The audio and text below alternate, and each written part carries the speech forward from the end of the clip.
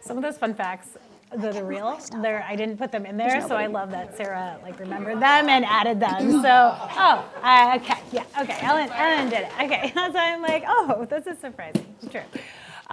So again, thank you so much for having me. I am walking into this feeling a little awkward only because I feel like I'm so conventional in what I'm talking about today, right?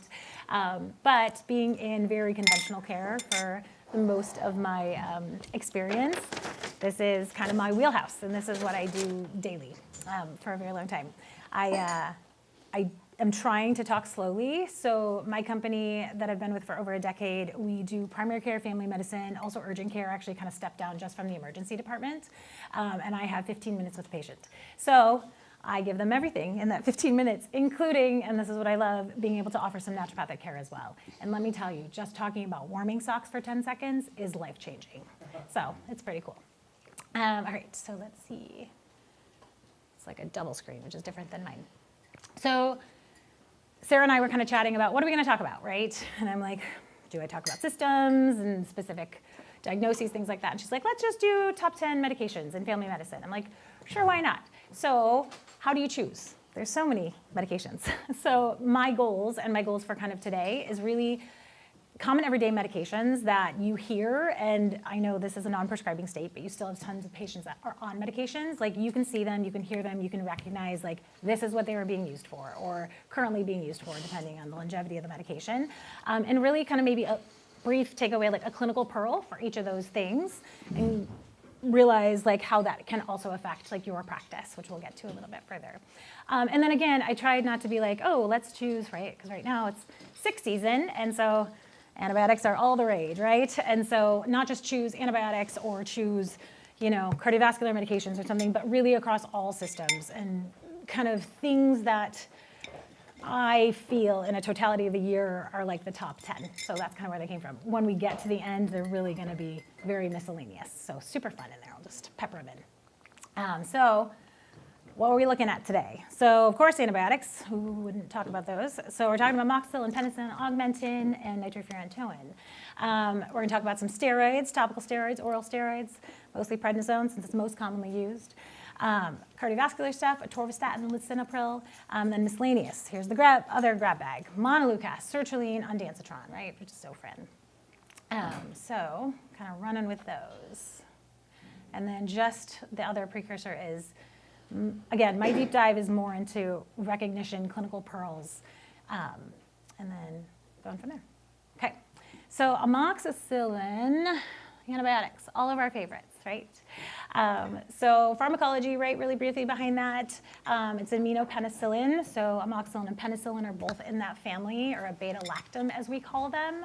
The mechanism of action, so it inhibits bacterial cell wall synthesis by binding to penicillin binding proteins, leading to cell lysis and death. So that's a pretty simple way for that antibiotic to work. Has pretty good spectrum, pretty broad spectrum, and we'll talk even more when we get to Augmentin. But most of your streps you're going to get, your Enterococcus, non-beta-lactamase producing influenzae, some gram-negatives. So you're going to get E. coli, you're going to get Proteus, and some various anaerobes in there. So where is it absorbed? Again, being broad spectrum, a lot of places. So we're looking at liver, lungs, prostate, middle ear infusions, maxillary sinus secretions, bone, gallbladder, bile, GI. So a lot of broad spectrum area. The labeled indications, these are always so fun. I think they're my favorite. The labeled and off-label. So labeled indication, any of those bacteria, right? So commonly upper respiratory tract infections, genitourinary tract infections, skin and soft tissue, and H. pylori. Indicated, I like to point out like clinical pearl side of things. These are all the indications, right? But when I hear amoxicillin, penicillin, Augmentin, anything in that beta-lactam family, I think head and neck and above. So that's kind of that like clinical piece of it. Mostly because when we are talking about skin and soft tissue infections, when we're talking about H. pylori infections, there are better antibiotic choices, but this is just an option, right? So it's always dependent on patient risk factors, side effects, allergies, all those pieces. So it's a possibility, but there are better choices. So again, when I think about the beta-lactams, it's always neck and head and above. So I hear someone who's, we'll talk about it next, but on this prescription, I'm guessing you had strep throat, right? So easy peasy there. Penicillin, same mechanism, right? It's basically the same as amoxicillin. I'm sure a pharmacologist or chemist would come in here and have a lot of things to say. But to me, they're mostly interchangeable if you're just straight using amoxicillin and penicillin. The labeled use for penicillin specifically, erysipelas, which, just a reminder, it's a nice superficial spread of infection that can be somewhere in the body. It's usually caused by strep, which is the big indication for penicillin is going to be group A strep, or really most of the streps. And then gingivitis, pneumococcal infections. Again, it's something you can use, not my favorite choice for some of those, and we'll go over a little bit more of that as we go. You'll notice there's no staph coverage. So this is the difference between the two. So penicillin is just narrower spectrum than just generic amoxicillin. It's just a high resistance rate to staph, and so we just never ever use that for that specifically. I would say clinical practice, the biggest thing we use it for is strep throat, group A strep, right? You got those rapids going, you got a positive. Is there a difference, right, between amoxicillin or penicillin in dosing and in efficacy of that treatment? Nope, none. So penicillin sometimes is more readily found. It can be cheaper. The dosing is still 500 milligram capsules, same as amoxicillin. Interesting enough, in adults, we end up using penicillin. I think it's probably because of the cost. In kiddos, we end up trending toward amoxicillin only because you can get it in suspension form, right? So accessibility is going to be easier.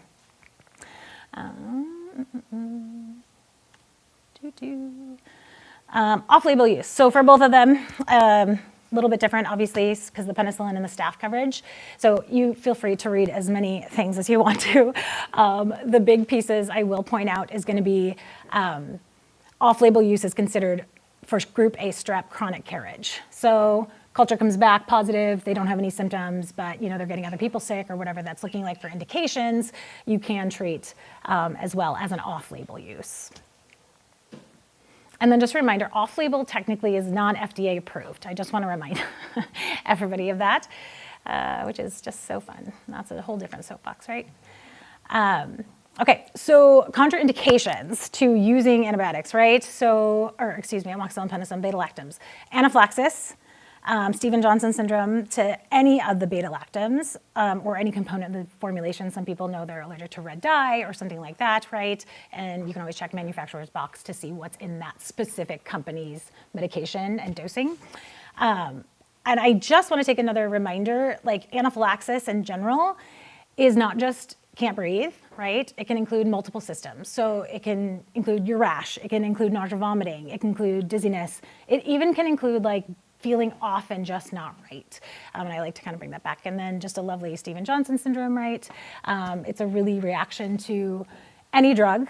Antibiotics are on the top list, probably third tier down from some others, but I've seen it happen with amoxicillin alone because it's down on the list. So that's going to be a life-threatening reaction to usually a drug, right? So characteristically, you'll see mucosal lesions and sloughing.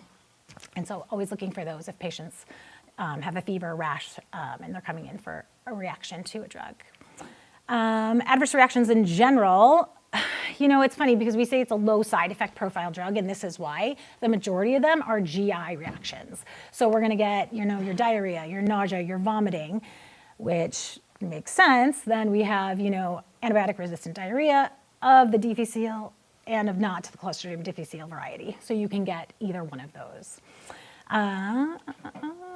My favorite thing. So I love it. Patients come in and, we're running through reactions to antibiotics because we're going to see what we can treat you with today. And they always, not always, but there are many that patients are like, I'm allergic to amoxicillin. I'm allergic to penicillin. I'm allergic to these things.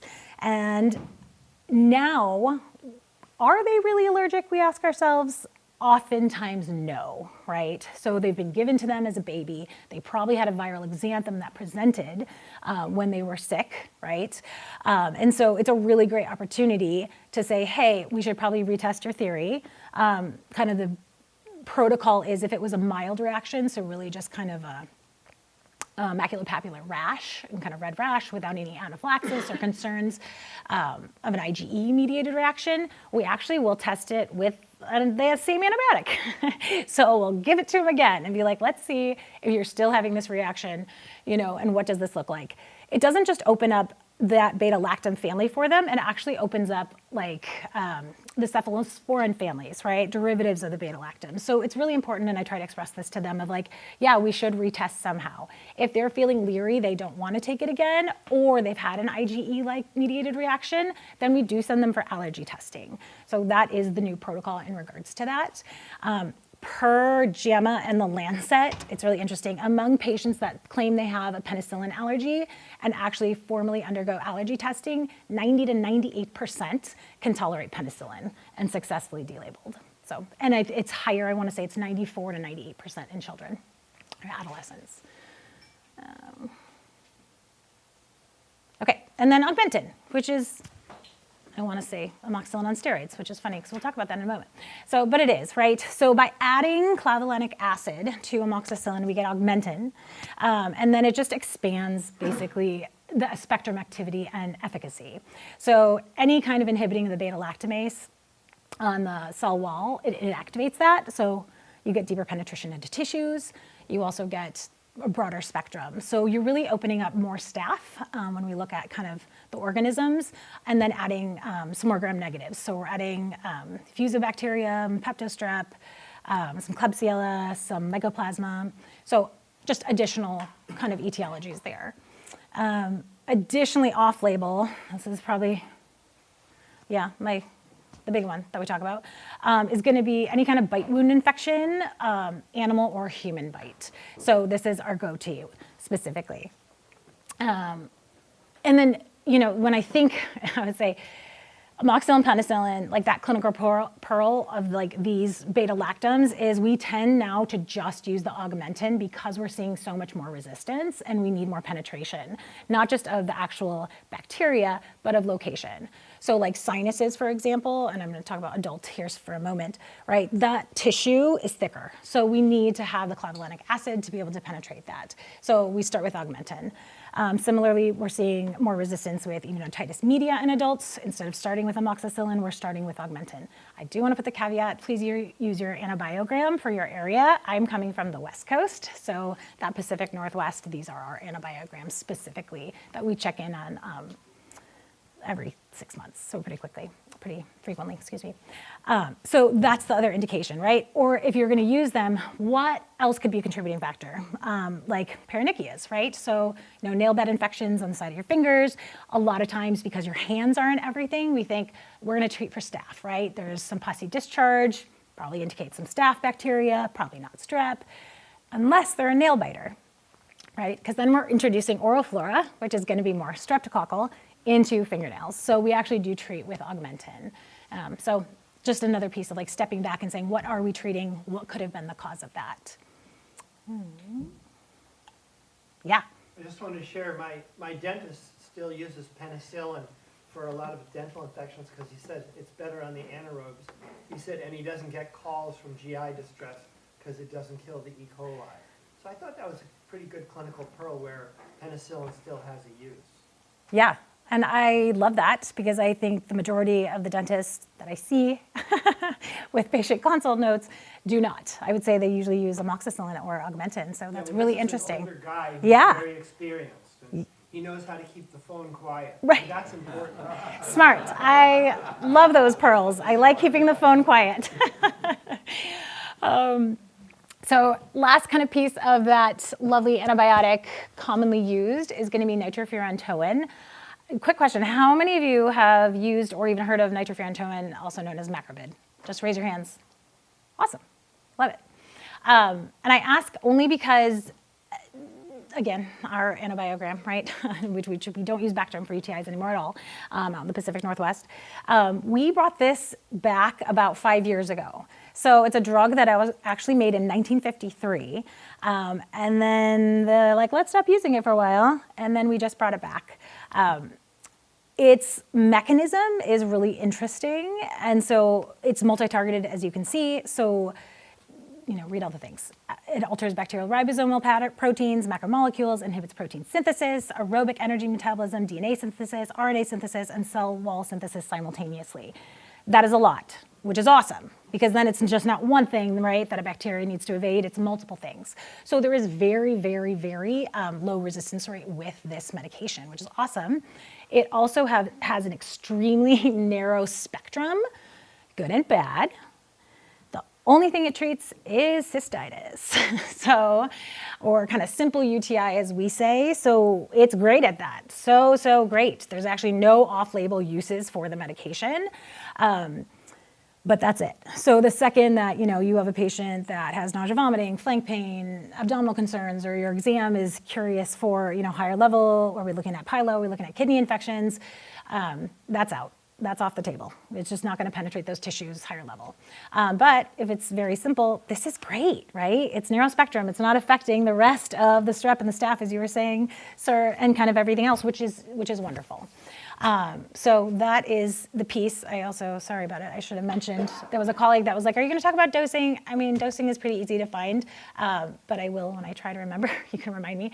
The macrobid dosing, or the nitrofurantoin dosing for acute cystitis, is just the 100 milligram caps twice a day for 5 to 7 days. We are trying to keep it on the 5-day side in totality. And then you can use it for suppression of recurrent UTIs or UTIs due to postcoital factors, trying to think, but just at the lower dose. So 50 milligrams either once a day for just daily prevention, and then you can do 50 milligrams within 2 hours of intercourse, up to 24, but 2 hours it usually works a little bit better. So that's the other indication. And then one more thing, because that'll lead to my next slide. So when we talk about urinary tract infections, right, very frequent in females, multitude of risk factors there. In males in general, it's much, much lower. So the literature is still supporting 0.04%, so extremely low. But, right, it also depends on their risk factors. So sometimes it can be higher depending on demographic, people you treat, things like that. And so we do use still nitrofurantoin to treat male UTIs. But there's a caveat. It's an interesting reproductive consideration there is it can actually stop sperm production and decrease sperm count. And so even in a patient, there was like a longitudinal study, there's not a ton, but 2 week of treatment, which is long, right? I talked about still treatment-wise, you're looking at 5 to 7 days. So this was a 2-week study, and sperm counts, it took them 13 to 32 weeks to return to normal after that 2-week course. So just something to think about if you have patients that are trying to conceive, there's a timeline, their partners are doing IUI or like other pieces, that can really, really factor into that possibility of getting pregnant. In regards to, somehow I missed a slide in here, sorry, but just adverse reactions. Again, there's not a lot. So it's going to be nausea, vomiting, diarrhea. Those are going to be the big pieces there. And then the other thing is if you have, similar to this, a G6PD deficiency, it can cause hemolytic anemia. So that's kind of the big thing to look out for and a contraindication in this.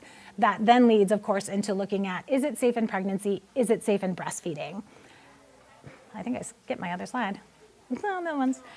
So pregnancy, it's jury's out. I feel like the studies pull and even guidelines that we use change. Sometimes they say you can use it in first trimester, then they're saying you can use it in second and third.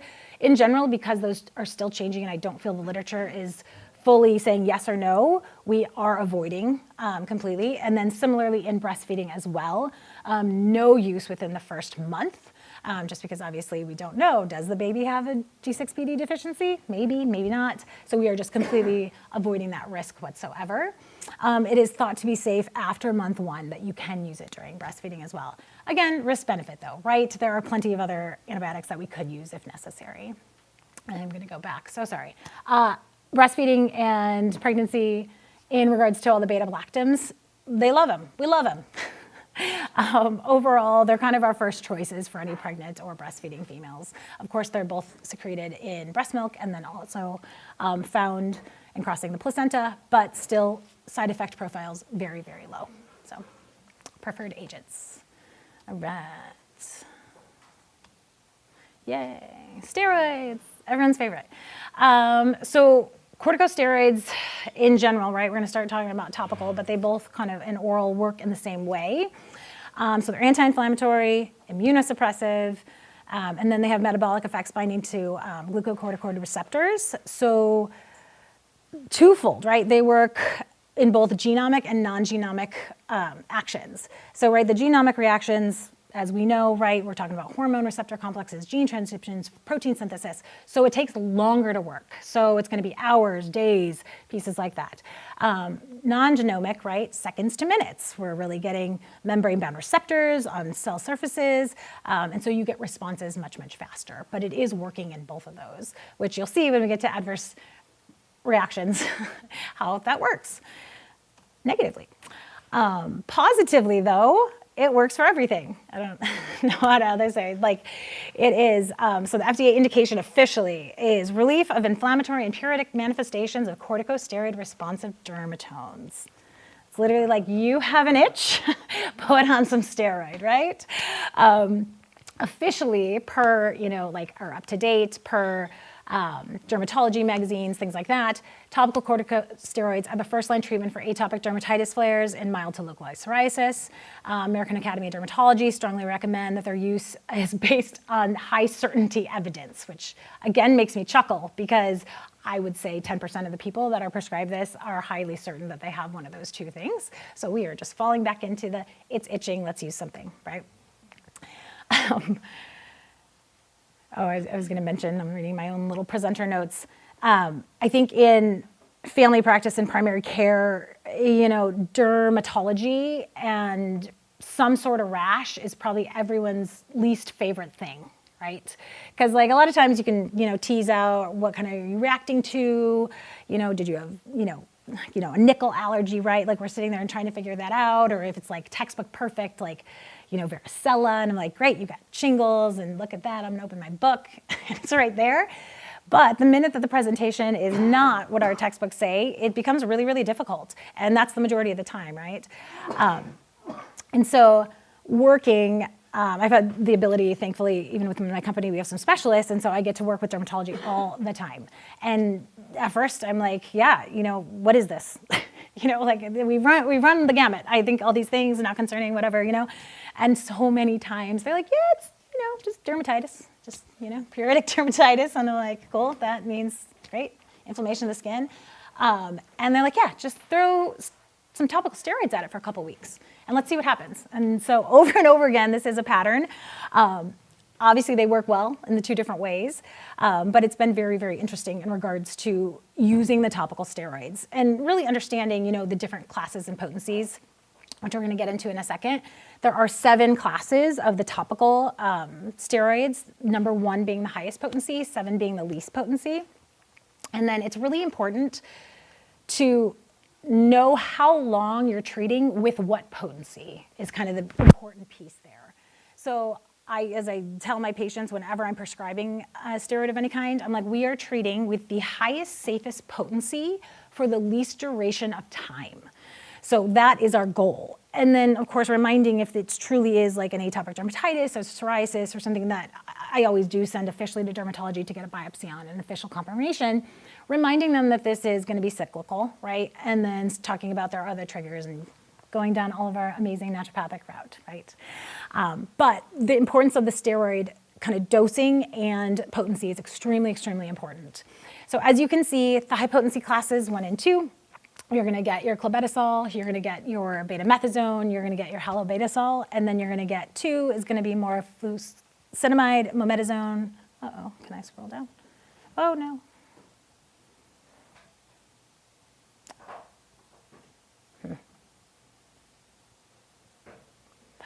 Found it. And then class 3, class 4, you're going to get triamcinolone, and this is great because I already talked about betamethasone. There are different potencies, right? I've got a 0.05, I've got a 0.1, I've got a 0.025, so all of those factor in regards to where they fall on the potency class. And then lower, you've got 5, 6, 7 is going to be more your hydrocortisone, triamcinolone, and then over-the-counter hydrocortisone, which is 7. So over-the-counter hydrocortisone, you're usually finding 0.5, 0.1%, right? The next potency up to hydrocortisone is going to be 2.5%, and that's going to be your first prescription dose. So I bring this up because, as you see in our conditions treated, that's extremely important for your potency. If you undertreat, it's just going to last longer. We're going to have to treat longer with steroids in the future. We may have to move to oral steroids depending on what the diagnosis is. So it is extremely important to have that knowledge. And then the other piece about it is, where is it located? So thin skin, sensitive areas, right? Hydrocortisone 2.5 is going to be our first choice. And then that application is, no more than 2 weeks without having a check-in to see where you are with everything. Obviously the higher potency ones, you can read them, right? So alopecia areata, resistant atopic dermatitis, like all those pieces that are just a little bit harder to say easily get gone, we're gonna just need a higher potency. Dosing is still usually the same. Interesting, it's still BID dosing, so twice a day dosing, and still doing check-ins in that 2-week time frame to see how it's responding. And part of that is really important in kind of clinical pearl here, because it's like I said, dermatologists love to say, great, let's throw some steroids at it. They still have the check-in in 2 weeks. Because a couple things, right? Is it contaminated with bacteria? Atopic dermatitis, if it's severe, you probably have a bacterial infection as well, right? So what's happening? And then, of course, the steroid can exacerbate that. Or is it fungal? We thought it was, on presentation, just a quick dermatitis, but maybe it's actually a fungal infection, which a lot of times steroids can exacerbate fungal infections. So really doing that check-in and then using those correct steroids, so important. I do just want to put in a plug, because it's been really cool. I have been seeing a lot of patients with alopecia, autoimmune inflamed, treating now with LDN and having great, great results. So I just want to say that. It's pretty awesome that it's transcended. I think the coolest part for me is, since most of my patients see a lot of conventional care, and I get to see those notes from dermatology, that this is what they are using. So it's really exciting. All right, adverse effects. So many, right? We all know these things. So localized reactions, skin atrophy, probably the most concerning and the most affected, right, with the topical applications. But again, it's with higher potency, using in thin skin, right? As we say, older age, prolonged use, which is why also, right, the shortest duration we can is really, really important. You also see striae, purpura, telangiectasias, hypopigmentation. It's really interesting because those specifically, you can start seeing within that 2-week time frame that we talk about using it. It's usually about 1 to 2 weeks that those side effects can start appearing. Interesting enough, steroids topically can then cause additional eruptions. It can cause we'll say fake rosacea, it can cause perioral dermatitis on the face. It can definitely cause acne-form eruptions as well. So then it's like, well, what are we treating, Interesting enough, what did I say? Nope. Hypertrichosis, delayed wound healing, we talked about that, of course, and kind of the bacterial infections. Allergic contact dermatitis, it's usually the carrier is the issue with that. They're reacting to some sort of carrier within it. It's not the official steroid, but we do send them for patch testing for that as well. And then I already mentioned, but you're masking aggravation of a dermatophyte infection. So that could be going on as well. The longer you use it, just like, we'll talk about in just a minute with oral steroids, topical steroids, you need to taper as well, especially if they're having reactions like the rosacea or the acne. Pod less so, we want to pull it immediately away. But there can even just be, erythema, burning, stinging sensation, pain, and hot facial flashes days to weeks after we discontinue. So just really making sure patients are aware, and then we can support them with other herbs and great pieces. HPA axis is suppression is pretty rare, but we can get Cushing syndromes, you can get hyperglycemia. Like I said, rare with the topicals, but it can happen. Again, it's dose and frequency and duration dependent. But it also a good point to know, children absorb more than adults. So even if you think you're using, the same dosing, it actually does need to be altered for pediatrics. Yeah. I just wanted to comment, because we're headed into poison ivy season, that when it's on the face, you can't really put this stuff on your face to get any effect. So people should call their regular physician and request prednisone. 10 days.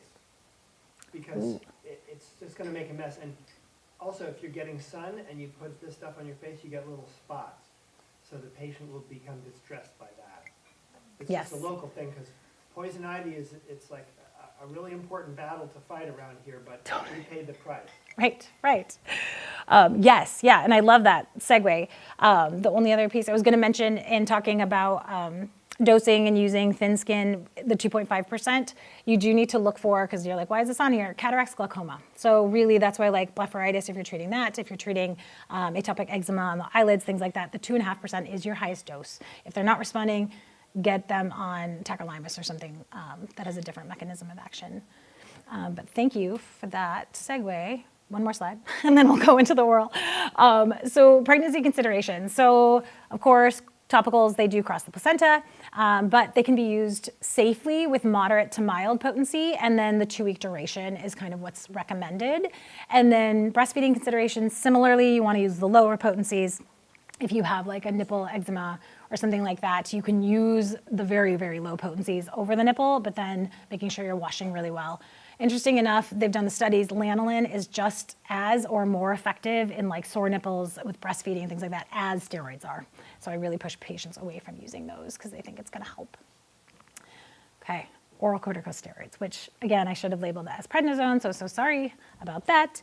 I chose prednisone over like choosing, I mean, there's like, it's just the most easily found, readily available, and honestly probably more efficacious than other options. And then I'm really, as I mentioned, I'm focusing on oral medications, right? We're not doing IM, dexamethasone, things like that.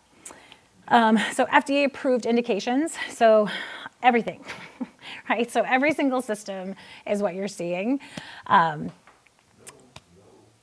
And it's interesting to me because being in like family medicine and an urgent care situation and seeing a lot of poisons, IV, we don't really have IV out there. I am from the Midwest though. I am used to IV, but we have oak. So it's poison oak mostly, poison sumac, things like that. I see a lot of it. I see a lot of those more acute presentations. So it was interesting to me when I read that statistically 21% of US adults have received one oral glucosteroid course over a 3-year period with a medium dose range of 20 milligrams of prednisone and at least 6 days, which actually made me happy because I feel that it's more frequent than that. But as you can see, the indications, we use it for so many things. And then the off-label uses, that's really the questions that come up. And I talk so much about steroids in my company because I mostly work with PAs and NPs and MDs and DOs, and just, it's a different take originally being an ND and thinking about these medications and, you know, specifically steroids versus not. So there are always a lot of interesting conversations. The off-label uses specifically are probably the #1 thing we talk about because there's really no set guidelines on how to use them. So we say short-term bursts, right, for asthma exacerbations, COPD exacerbations, allergic skin reactions, inflammatory bowel disease. Like, sure, we do this all the time. And I see varying degrees of how people are using them. And that's no blame to anyone. The literature consistently goes back and forth on what we think we should use and not use for those pieces. But the hard part is, right, let's use asthma. An asthma burst that we use is anywhere from 40 milligrams of prednisone, which is going to be still considered a moderate dose, to a higher dose of 60 milligrams of prednisone 1 time daily for 5 days. And that's it. Works great. Now, the other side of that is there are literature and support studies showing that one high potency burst dose like that can actually increase your risk of bone fractures by like 30%. So it's really interesting. And like I said, that fact of like the usage being less to me was really exciting just because of the side effect profile. The contraindications specifically for prednisone and oral steroids are going to be insulin-dependent or poorly controlled diabetes, of course, right? So we know that steroids kind of mess with glycemic control, labile hypertension, glaucoma, active TB, peptic ulcer disease, and then any psychiatric reactions in the past. So considerations, consider shorter term duration is a really good option. Looking at withdrawal, and by that I mean tapers if necessary, and that's a very individual thing. And then vaccinations, like really, if anyone is on any steroid, generally speaking, right? There's always caveats to everything. No one should really be receiving a vaccination, including, I think a big one that we have is like oral typhoid. We forget that that actually is a vaccination that we prescribe. So of that same like thread, even low dose long-term therapy, so we're talking prednisone in 2.5 milligram to 7.5 milligrams a day, which looking at dosing, right? I just talked about an asthma burst being 40 to 60. So this is, considered very low dose. On average, I'd say prednisone 5, you're 4, you're looking at, that's what the adrenals kind of secrete every single day, right? But just that low dose for long-term therapy, meaning over 3 months, increases cardiovascular risk, infection, hypertension, diabetes, osteoporosis, fractures, mortality. So even just that small dose. Talking about dosing, we do poison oak even longer. So probably that's the big piece, and then that's my segue into tapering, because that's a really difficult discussion. I would say even, my good friends and colleagues in prescriptive states, they're like, how long am I dosing this prednisone for? Like, it's always like a big question, right? Because again, like I said, there's no good answer because there's just nothing really great support. And a lot of it is based on clinically what you see. So like coming 15 years now in dosing, I've seen a lot, and I've messed up, like that burst that a lot of my newer practitioners use for some sort of like acute allergic reaction. I tell my patients now, yeah, it's going to make it go away those 5 days. And then you know what's going to happen? Completely exacerbate and get much worse. And we're not going to retreat with steroids orally, which is where poison oak comes in. So poison oak, if it's extremely systemic and widespread, including facial areas, including genitals, or just really widespread where how are you going to get topical steroids on there? We do the oral tapering for 3 weeks. And this is the only one that's probably, not the only one, but one of the few ones that have been extremely well studied, because if you pull sooner than that, you're probably going to get a response reaction that is actually much, much worse. So 3 weeks of taper, we start at 60, 3 days, and decrease by 10s over that time frame. And that's how we kind of wean and taper off of that. I think it's on my next slide. It's not, someone got deleted, so I'll just keep talking. When it's interesting, so literature is still saying that if you're using moderate doses, and they called it up to 60 milligrams a day, in bolus dosing, so more like the burst, if you're using it for 2 to 3 weeks, you don't need to taper. Again, clinically, that's not what we're seeing. This is why we taper for poison oak. This is why we taper on many other treatments and diagnoses, is because generally, yeah, it's not overtly going to be affecting, HPA access and, creating Cushing's disease or, taking your adrenals completely out of commission.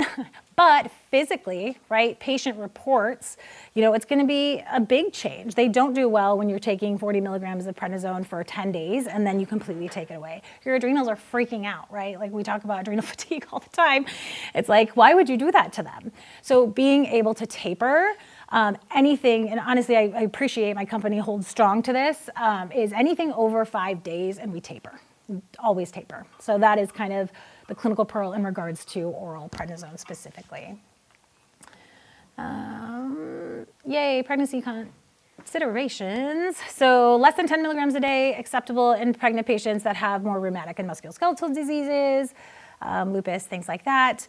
And then it actually is the treatment for multiple things in pregnancy, autoimmune thrombocytopenia, of multiple varieties, and then similarly also treatment for myasthenia gravis in pregnancy as well.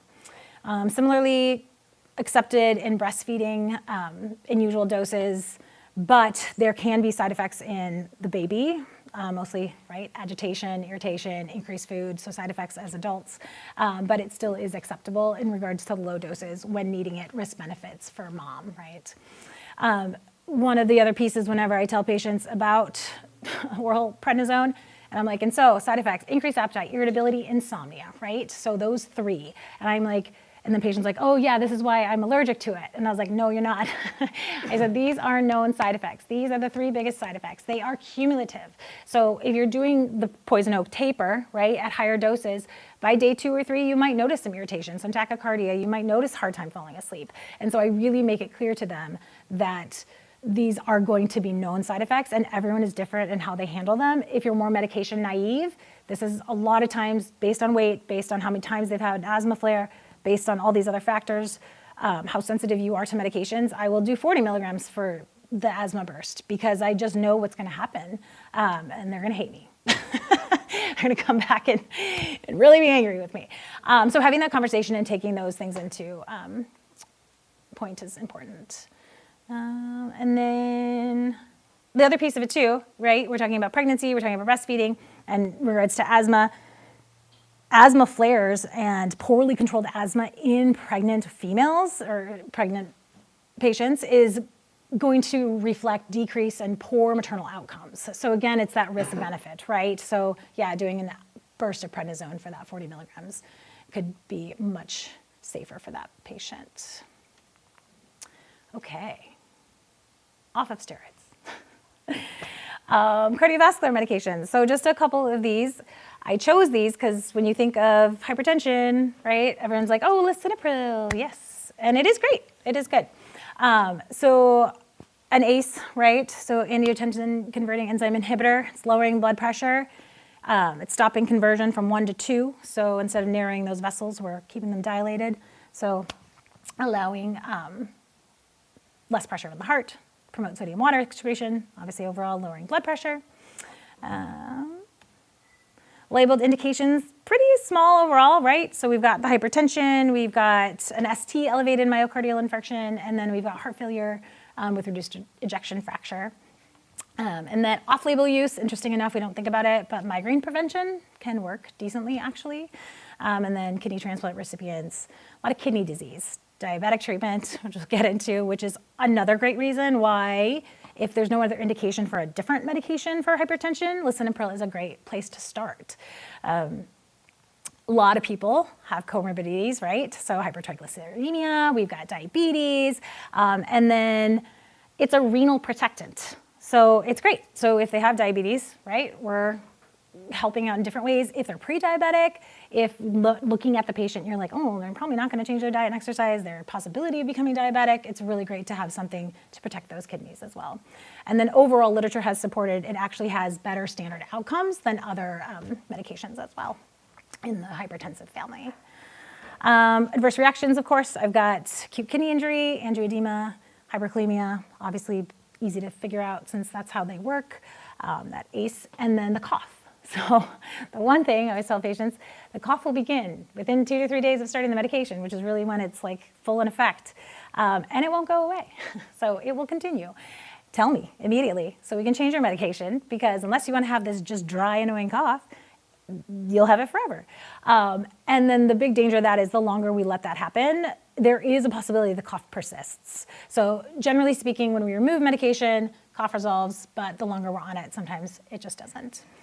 Other adverse reactions, of course, hypotension, really you can prevent that by being careful with your dosing. And some dizziness, similar, again, usually due to bringing it down too low. This is my clinical pearl takeaway, because a lot of us work with fertility patients and look at those pieces. Lisinopril is completely contraindicated in pregnancy and breastfeeding. So if you have a patient that is on those medications and they're coming to you and they're like, great, I want to optimize hormones and do all these things in a goal to become pregnant, first thing you tell them is please tell your PCP or whoever that is, or if your office is managing it, to find you a different option, right? There are other options specifically for hypertension. We like calcium channel blockers, nifedipine, things like that. So we want to get them off that. It is completely fetotoxic. Similar with breastfeeding. That's out. And then kind of that same cardiovascular thread, I've got Atorvastatin. So right, cholesterol reducing medication, we all know kind of works on the HMG, yep. CoA reductase, getting ahead of myself, and so reducing cholesterol. Atorvastatin has, Dr. Fradlin probably can give me more information on this too, but in regards to what we're seeing, in regards to what I'm seeing cardiology do, it's becoming their favorite. So they're just preferring that over simvastatin, some of the other statins. A few reasons behind that.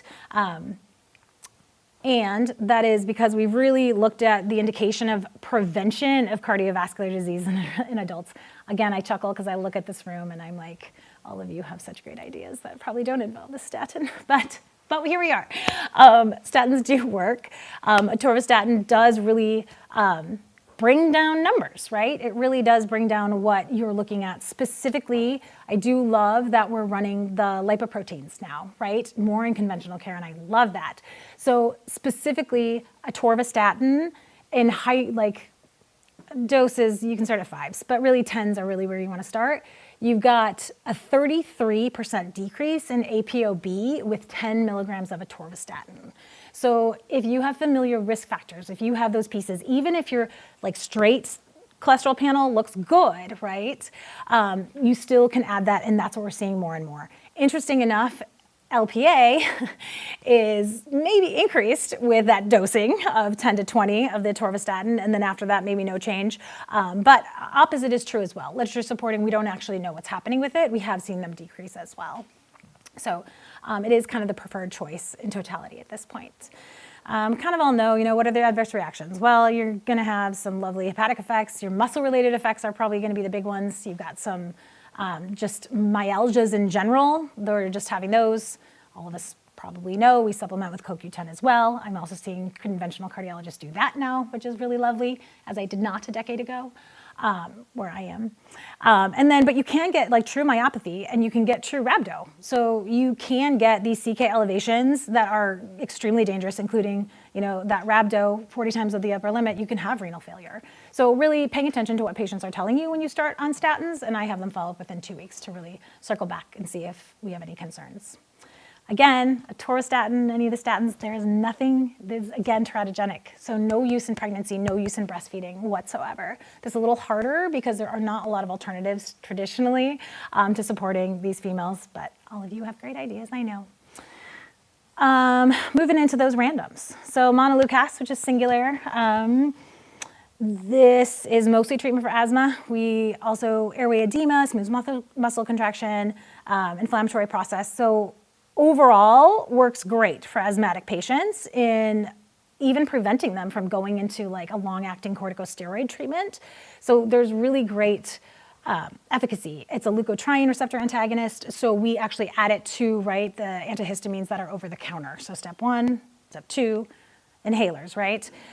Also can be used for allergic rhinitis, although not our first choice, and you'll see why in a second. But it can be used and it's effective because those leukotrienes are also found in the nasal secretions. Yep. And this is why. So this is that lovely kind of black box warning and clinical pearl for this medication. There are serious neuropsychiatric events that happen here. So agitation, aggression, depression, sleep disturbances, suicidal thoughts and behavior.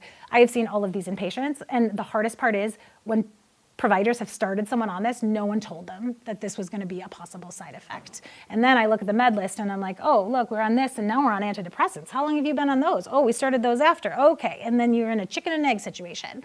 So, thinking about this medication, especially like more in a non-prescriptive state, it's like, are you having depression? Well, let's actually look at your medication. The great thing about this is you can discontinue without concerns abruptly and restart if needed. And so you can weigh those risk and benefits for what you're treating, right?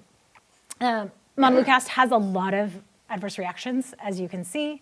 I usually sit there and read a few of them to my patients before starting them, including the black box warning. As it regards to pregnancy, breastfeeding, again, I love highlighting because not established a drug-associated risk in major birth defects, but we still don't know. And then it is present in birth milk, and but we're not seeing any adverse reactions. Again, studies are a little bit more limited. Okay, 2 left. Sertraline. So we're looking at Zoloft. Indications, right? So serotonin reuptake inhibitor, an SSRI, keeps more serotonin right in the brain. And so we're treating major depression, OCD, panic disorder, PTSD, many, many, many things. Off-label, binge eating, body dysmorphic disorder, and premature ejaculation. In totality, there has been longitudinal studies. This is one of the top 3 prescription antidepressants that are effective, and so with minimal side effects. So this is like #1 go-to in family medicine when we're starting a medication for any kind of depression therapy and all.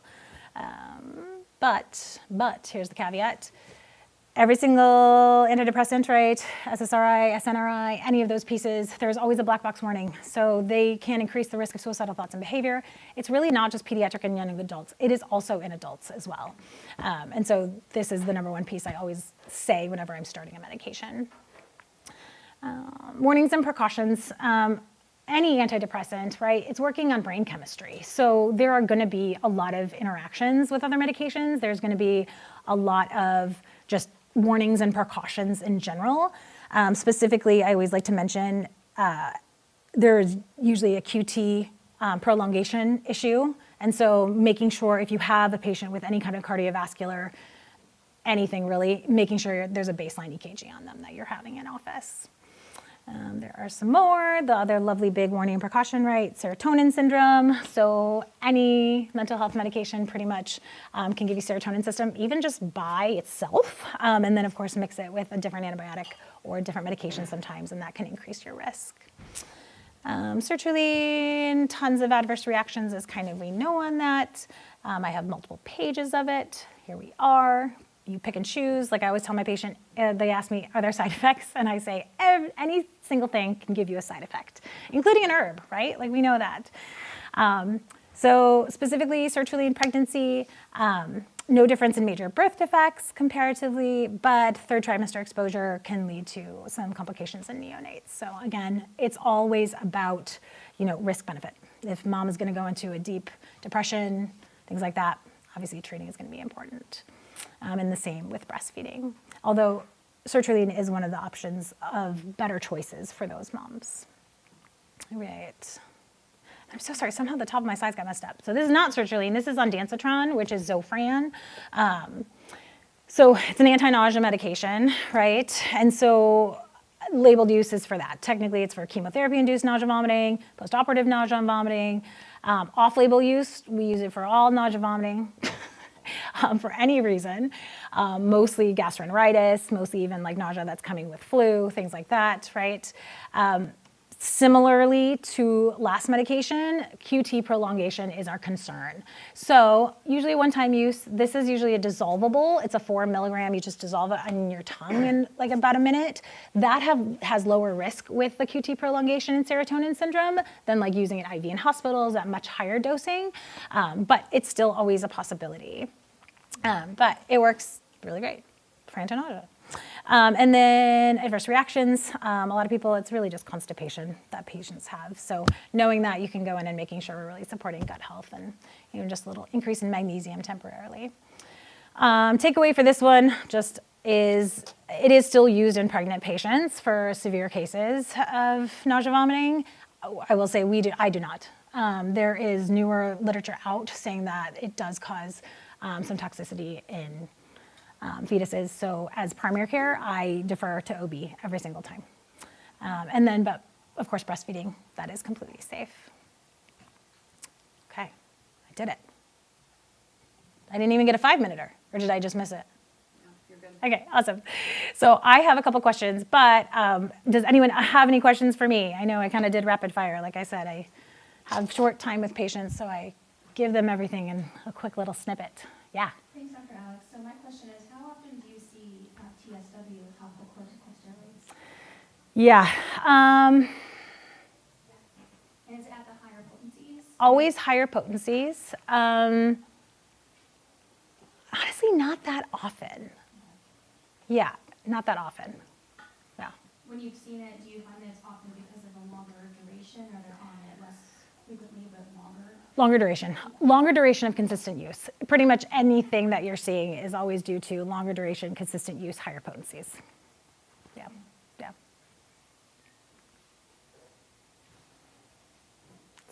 Cool. Any other questions? Yeah. You probably do too, but I think all of us see a lot of sensitive patients. How often are you ordering like compounded versions of any of these to control the excipients? Yeah, great question. If I have the sensitive patient, right? So if you have also that patient that's getting compounded levo, like you're getting already, that they already know they have those reactions, 100% will send them compounded. I would say the only barrier to that is if something needs to be treated quickly, because then obviously we're waiting, depending on the day too, if it's a weekend, because we are open every day of the week. And then it's like, I'm gonna be 5 days in, so, yeah. Yeah. If you're recommending topical corticosteroids for a derm matter, are you typically referring out to the derm, or are you, okay, how often are you doing things like skin scrapes? Excellent question. We used to do a lot of them, and then they took my microscope away. And so, I know, so sad. Yes, if you have a microscope, you can do a skin scraping and take a peek. If you have KOH, if you have any of those things to help differentiate between fungal infections, fabulous. That is amazing. Highly, highly recommend. The other thing is, it's dependent, but to get into specialties in derm, it's difficult. It's a long wait. Like, you're a month out. So you come back, like, let's treat with a topical steroid if you have a strong belief that that would be effective. Yeah. Because I feel like I have a lot of patients who are going to the derm and that's the answer, but at the same time, it's like we know fungal things are going to get worse eventually, so why not just Yeah. Yeah, especially if you have the ability to do so, And then there are, send outs, like even if you don't have the microscope, it's just hard because, again, it's 2 weeks on turnaround time for me to get any dermatophyte scraping, like culture results. Yeah. But yeah, I mean, even, new to derm, sure. But even like an otitis externa, right, that's not responding, like, yeah, I'll swab that and send it out for dermatophyte. Yeah. But yes. Sweet. Thank you guys so much. Thank you so much Yeah. for your insights.